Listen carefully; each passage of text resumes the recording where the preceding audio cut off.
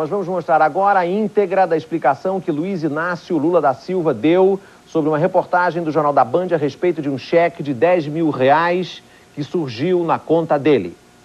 Direito de resposta concedido pelo Tribunal Superior Eleitoral ao candidato a presidente da República, Luiz Inácio Lula da Silva, contra a Rede Bandeirantes de televisão.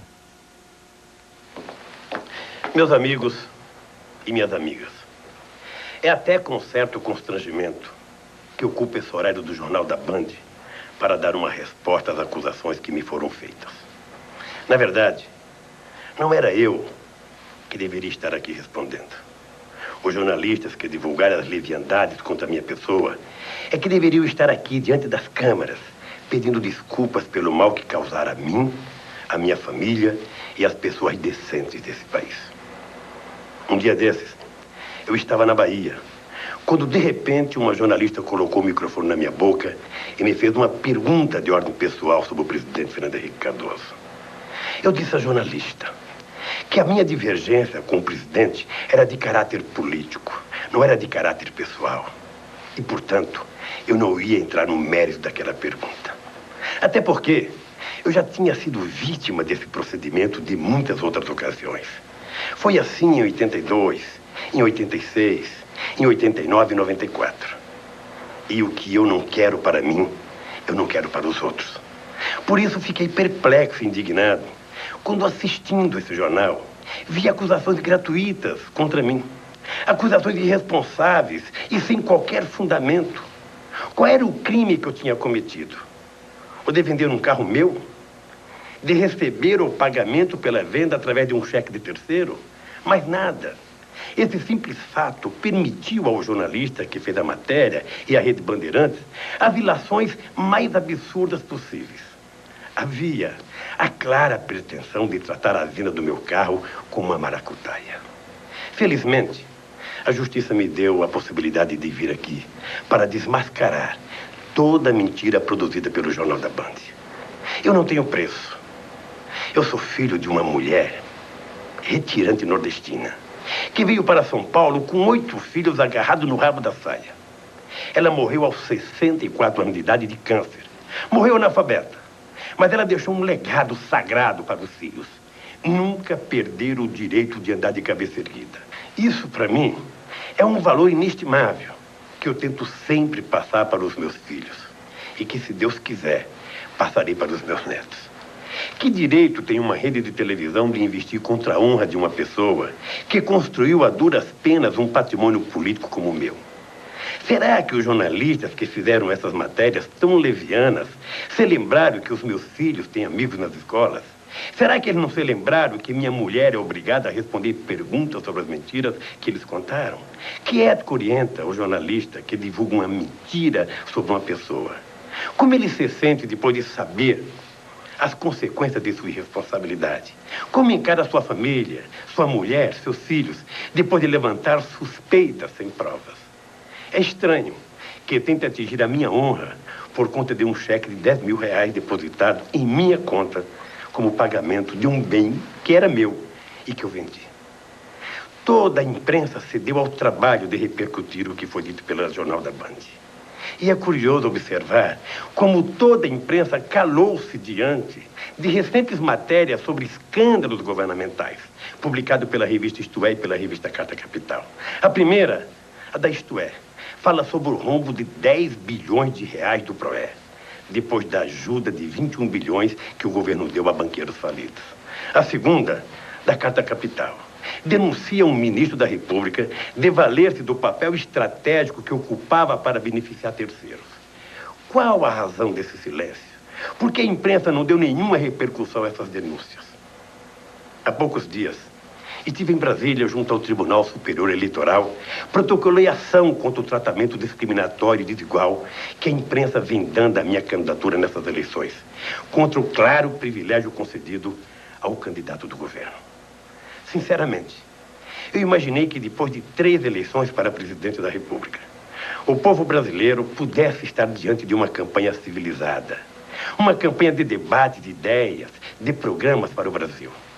Uma campanha em que nem os candidatos, e muito menos a imprensa, tivesse que mentir, caluniar e difamar. Contar inverdade sobre uma pessoa é uma coisa muito irresponsável e muito sério. Entreguei ao Tribunal Superior Eleitoral, à Ordem dos Advogados do Brasil e à Conferência Nacional dos Bispos do Brasil todos os documentos relativos à venda do carro. A quem me acusou levianamente, eu estou processando civil e criminalmente. Eu não me intimido diante dessas mentiras. Sou um homem de mãos limpas, que conquistou a duras penas o direito de andar de cabeça erguida no Brasil. Nunca vou baixar a cabeça para ninguém, em nenhum momento. Conquistei o direito de dizer a verdade, sem querer ser o dono dela.